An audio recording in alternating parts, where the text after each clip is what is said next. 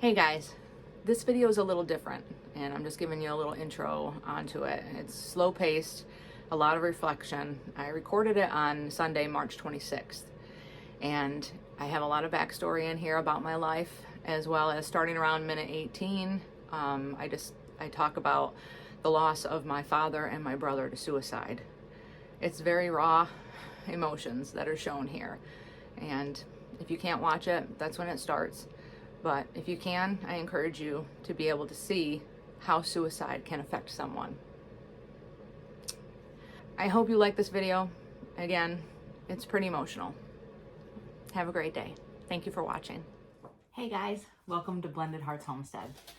Today, I am going to be planting some tomato seeds and some bell peppers and a few jalapeno plants. Today's one of those days where you just need a moment to sit and do something that doesn't require a lot of thinking. At least it is for me. Today seems to be one of those days where the sun is shining and it's really got that false sense of spring being here. But the wind is atrocious today and it is cold. While it looks beautiful outside, it's not something that you want to be out there for, longer than 10-15 minutes. I don't know about you guys, but I have moments where I need reflection, where I need to take a step back and look at everything that we have. I have to remember that we are blessed with the things that we have and be thankful to our Creator for everything that He's provided. It's one of those days where your kid doesn't listen to a single thing you say, where he's constantly talking back and you really feel like, where have I gone wrong? How did I fail as a parent? And I've made many mistakes as a parent. I've made many mistakes as a person. I know God forgives me for the mistakes that I've made, and the hardest part is sometimes forgiving myself. I guess that's hard for all of us. So on days where the forgiveness is hard to come by, let's bury ourselves into those tasks that don't require a lot of thinking. On a more positive side, the baby goat is doing fantastic. She has grown 4 pounds in the last week, which is very good. We are still waiting for Tilly Goat to have her babies, and I hope that'll be coming along pretty soon. Although part of me is like, the weather is about to get nasty again and cold at night, so I'm hoping she might hold off a little bit longer, but at least praying that she has them during the day where I can be there to help if needed.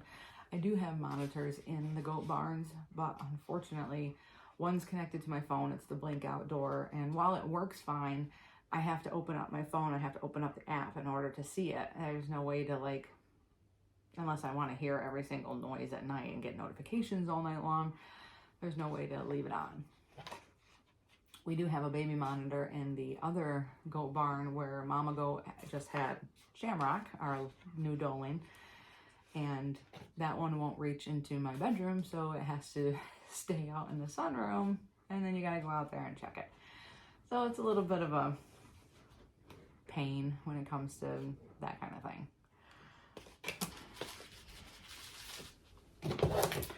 So today we are working on our tomato plants, getting them started indoors.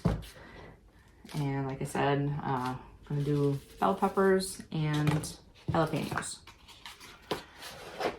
I've got lettuce already growing, broccoli and cauliflower, celery, lavender.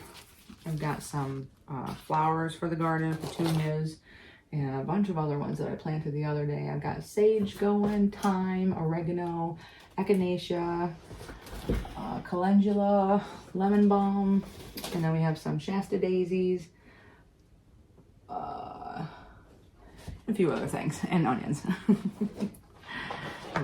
So we're still getting our plants started inside. So it's going pretty well. We'll move some of the cold weather crops outdoors, probably in the next 3 weeks or so. Get the lettuce and such outside into the garden. And hopefully that thrives well. Gonna mix up some more potting soil mix. A dog sitting here right behind me, and it's very hard to move.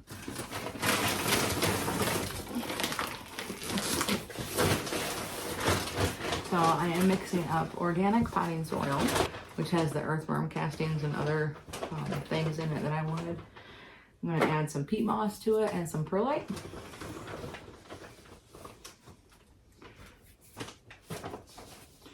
The peat moss helps the plants and helps the soil retain moisture and nutrients.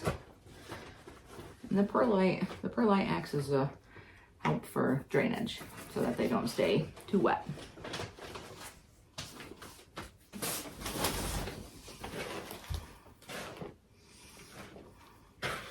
So, I don't know about any of you, but we just started watching the Yellowstone Origin series. We finished 1883 already, which I have to say was absolutely fantastic. And we just finished season 1 of 1923. Again, absolutely fantastic. I was quite impressed with it, with both series, actually. And while there was definitely a lot of scenes that were very brutal, I think both the series lent well to the times that they were in. Showed a lot of truth that we probably don't know about. I'm just looking for sticks and such.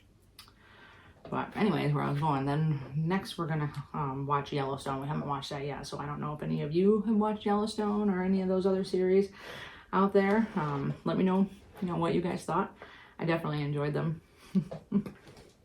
They kept me up probably a little too late at night than what I should be. As every day, Monday through Friday, we both work full-time jobs. And so we have to get up in the morning, take care of the animals first, get ready for work, and then work for the 8-9 hours that we work.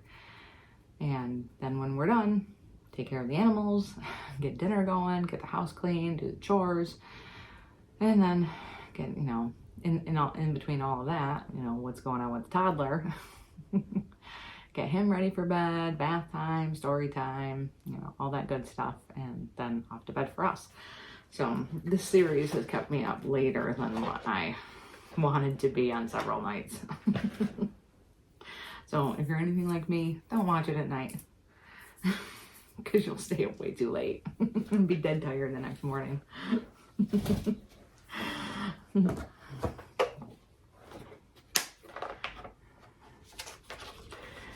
All right, let's see. A couple of tomato seeds that I'm doing today are red cherry tomato and beefsteak tomato. Both of these varieties we did last year and they turned out fantastic. So I know that these are good seeds and they'll produce me a lot of fruit. So I'm gonna go ahead and plant some of these ones. Now, as I talked in my previous video about seed details that you should know before starting your seeds indoors, which you can check out right here, make sure you read the back of your seed packages. There's a lot of information on here and it'll tell you how to plant your seeds, what depth to plant them in, and other pertinent information to keep in mind when you are planting your seeds.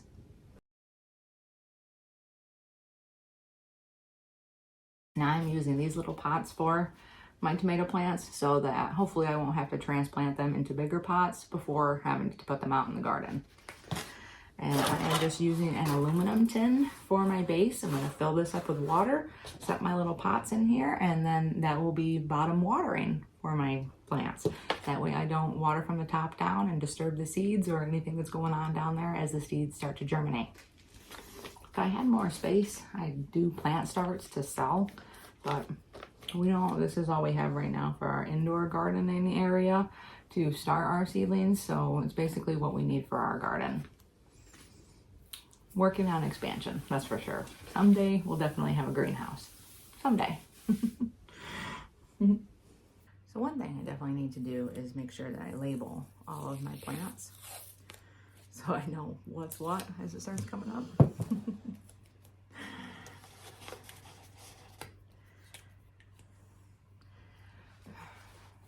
Have you ever thought to yourself,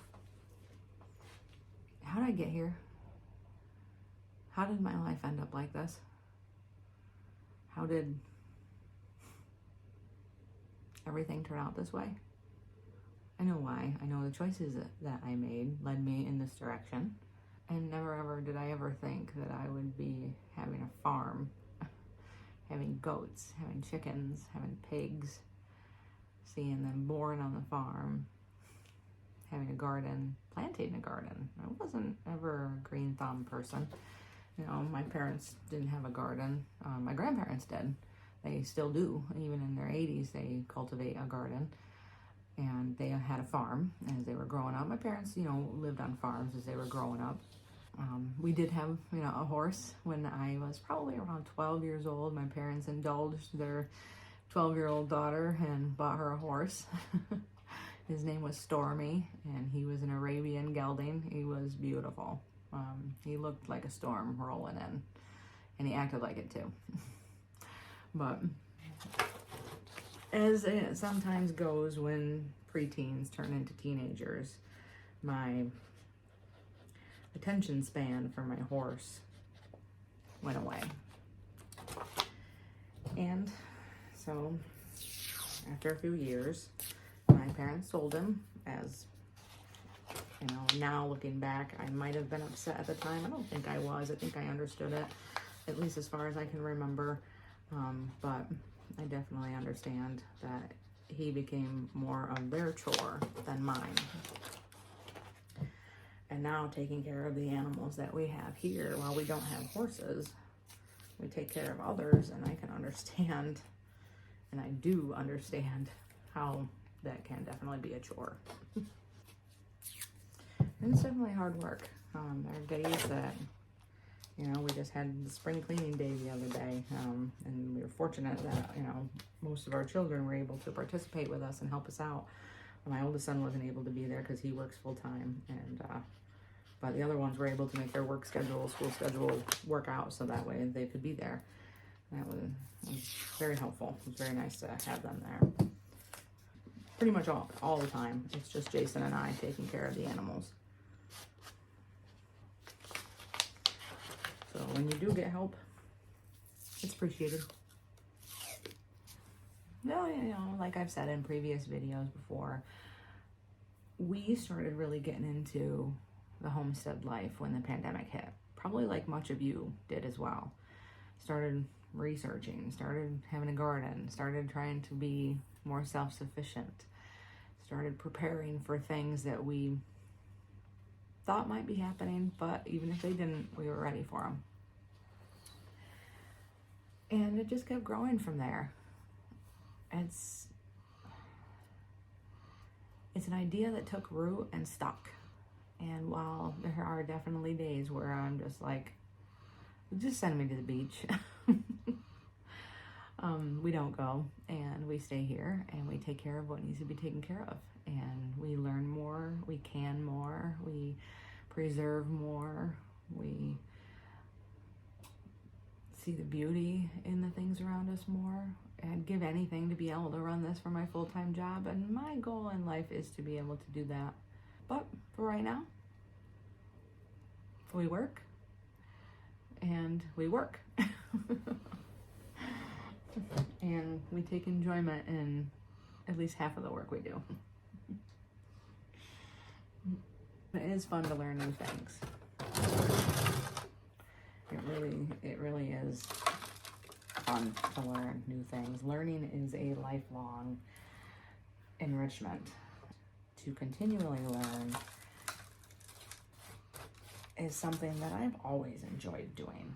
I went to college when I was 30 years old because I was a teenage mom, and I had my first son at the age of 17. He was the most beautiful little baby that I laid my eyes on. Scared 17-year-old girl, unsure of what was going to happen, but knowing that I made the right decision and I was going to do right by him no matter what it took. And we've had a long journey, that's for sure. He has pulled me out of some dark times. I have hopefully pulled him out of some dark times. And He is one of my best friends. I absolutely love the relationship that I have with my now adult 24-year-old son. Because it has definitely grown from what it was when I was his 17-year-old mama and unable to go to the prom because I had my baby to take care of. And that was fine. That was fine. I don't regret that at all. I have no regrets when it comes to that. I took care of him first and foremost, and all else be damned. Because I made that decision, and I was going to be responsible for the decision that I made. And to each his own. That was my decision. And I am very, very thankful to have him in my life. And then there's my little girl, who also is not so little anymore. She just turned 21.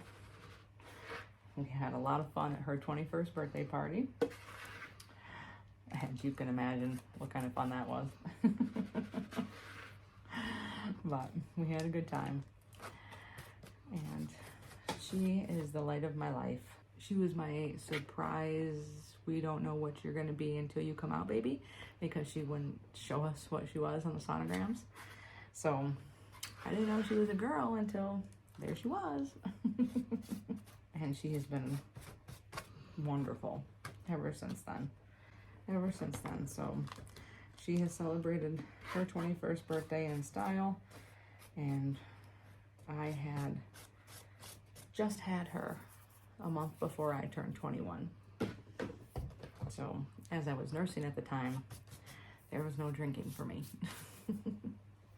It's been quite a roller coaster of life so far, I guess you could say. You know, because when little Levi decided to make his way into the world, I was not then 38 years old. Thought my child rearing days were behind me. However, being honest, I always had this feeling that I wasn't done being a mom. I just always had this feeling that there were more kids coming. Now, don't get me wrong. I'm 42 years old. He's 3, and I don't want any more kids coming. Because even though they say, you know, because I've already done it once before, a lot of people are like, are you more patient? You know, do you have more knowledge just go around? No, not at all.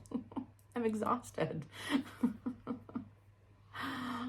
He demands an energy out of me that some days I don't have, and it's taxing, you know, and it's hard. And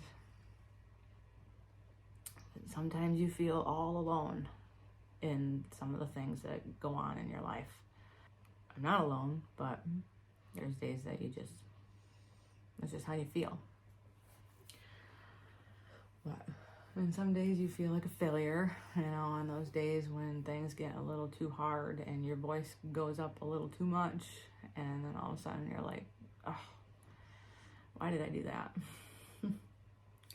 But you show love, you show compassion, you show forgiveness, and you gain it back, and you move forward. There's been some hard times. Before Levi came, I lost my father in 2018, November 4th of 2018. He took his own life. And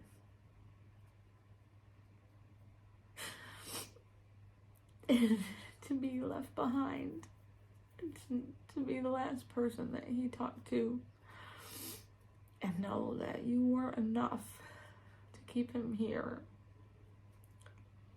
hurts. And while I do know that he had depression and probably were completely outside of my control and nothing that I could change, it still hurts to know that he's gone and he chose to leave. It's been hard on my whole family, my mom especially, my children. Because then, not long after Levi was born, my younger brother, my only brother, took his life on July 17th of 2020.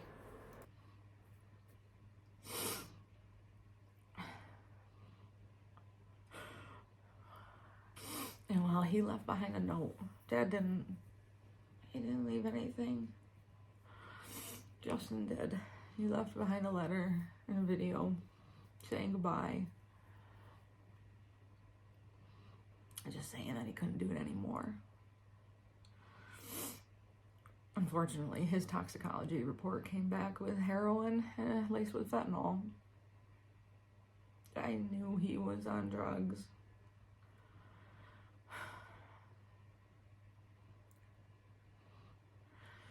I knew he was.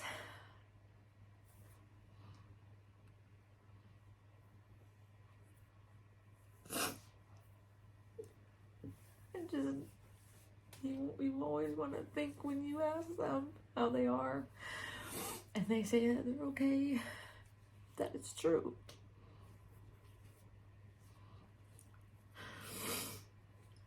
It wasn't true. It was never true. And he never said anything, and I never probed deeper. Dad, I never expected.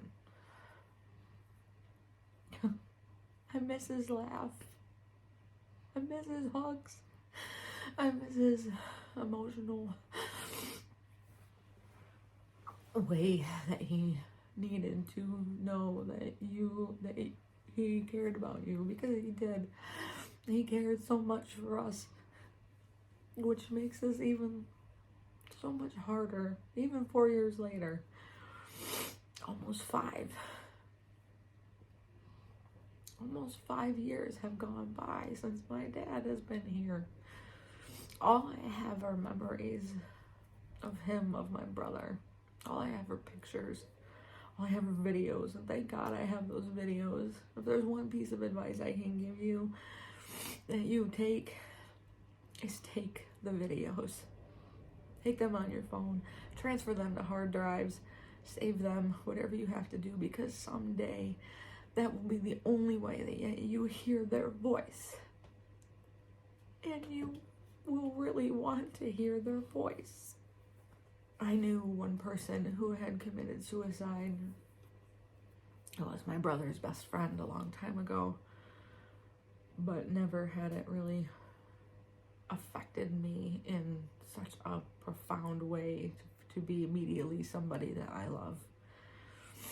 Never would I have thought that I would lose my dad that way, or my brother. To be left behind, to be the one that is still here on the days that are hard. It makes you think those thoughts that you don't want to have yourself. It makes you think in your head that, geez, I should just go join Dad and Justin. No, I definitely won't. Because one, I can't do that to my family. That cycle is over. They say that suicide creates more suicide, and it creates a cycle. I'm done with that. There's no more in this family. There's no more. So even if those crazy thoughts pop into my head on the days that suck, it's not gonna happen.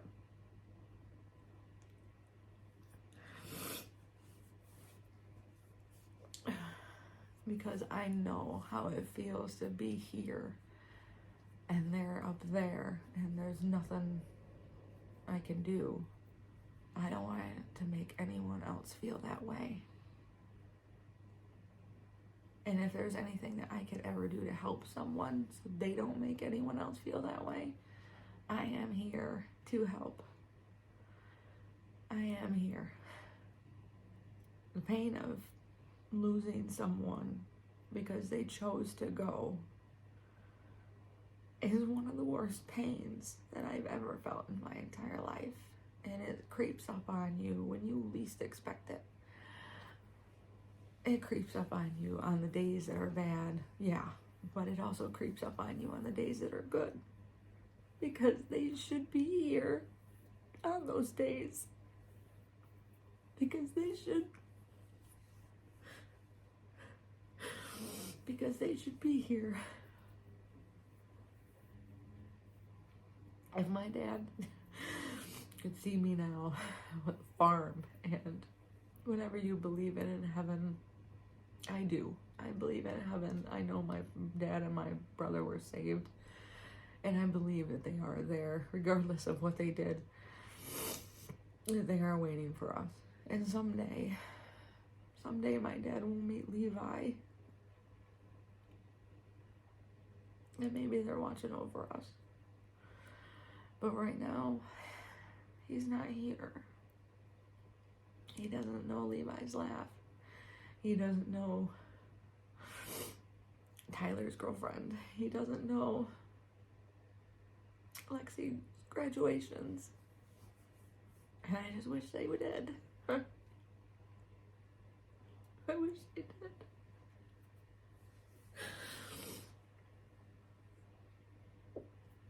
So maybe that's why we add to the farm. Maybe that's why we continue to build on something here, because not only is it taking care of our family, it's providing a different sense of joy that went away, and we're trying to get back. Because when I watch that baby goat run around in the yard, or I look at these plants that are growing, or I watch my children, or Jason building something, or surprising me with it because I didn't know he was building it, but he knew I wanted it. Or my mom bringing dessert over when she comes over for dinner, and making sure that she still smiles, and praying every night that she's okay. And it does. Pieces of joy are what you cling to, because it's so easy for the anger to creep back in, and it creeps in so many unexpected ways. It turns you into a person that you didn't want to be, that you never were before. Because not only is there sadness from losing them, there's anger.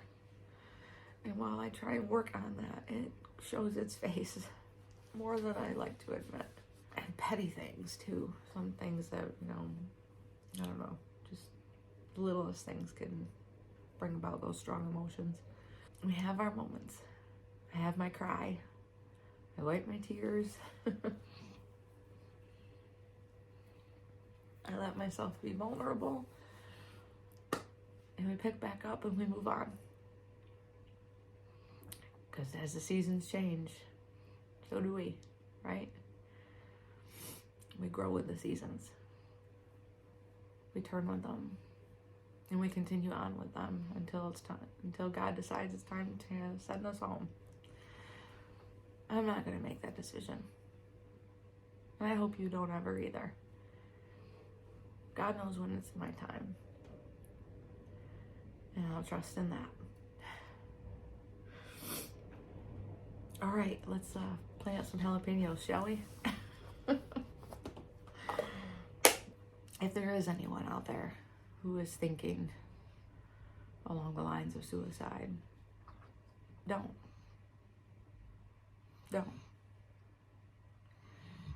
While you think it may end your pain, and it may, I don't know what the afterlife is like. I believe that there's more than just this, that this isn't the end. But it creates a whole new level of pain for others that you won't expect. And no matter how hard things can be, and things can be hard, you can find support out there.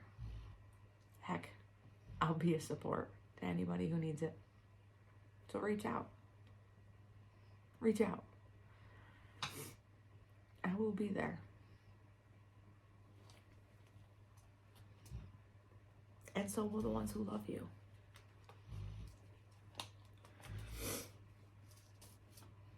All right, well, that's enough for today, I guess. Kind of got a little,